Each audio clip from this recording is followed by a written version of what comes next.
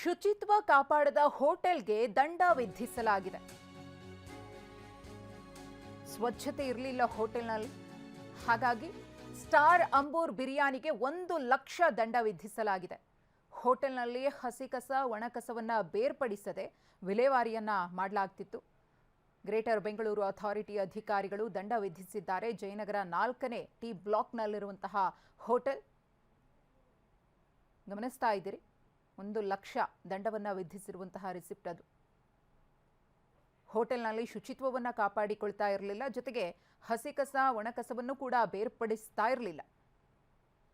ಕಸ ವಿಂಗಡಿಸಲಿಲ್ಲವೆಂದು ಜಿಬಿಎ ದಂಡ ಹಾಕುತ್ತೆ. ಆದರೆ ಕಸದ ಸಮಸ್ಯೆ ಬಗೆಹರಿಸುವ ಬದ್ಧತೆ ಇಲ್ವಾ? ಕಸ ವಿಂಗಡಣೆ ಮಾಡಲಿಲ್ಲ ಅಂತ ಹೇಳಿ ಅಧಿಕಾರಿಗಳು ದೌಡಾಯಿಸಿ ಬರ್ತಾರೆ. ಆದರೆ ಬೆಲ್ಲಹಳ್ಳಿ ಬಳಿ ಕಸದ ಲಾರಿಗಳು ಸಾಲು ಸಾಲಾಗಿ ನಿಂತಿವೆ. ಲಾರಿಗಳು ಸಾಲಾಗಿ ನಿಂತಿದ್ರು ಕೂಡ ಅಧಿಕಾರಿಗಳು ಬರ್ತಿಲ್ವಲ್ಲ, ಯಾಕೆ ಅನ್ನೋ ಮಾತುಗಳು ಕೂಡ ಸದ್ಯಕ್ಕೆ ಕೇಳಿ ಬರ್ತಾ ಇದೆ.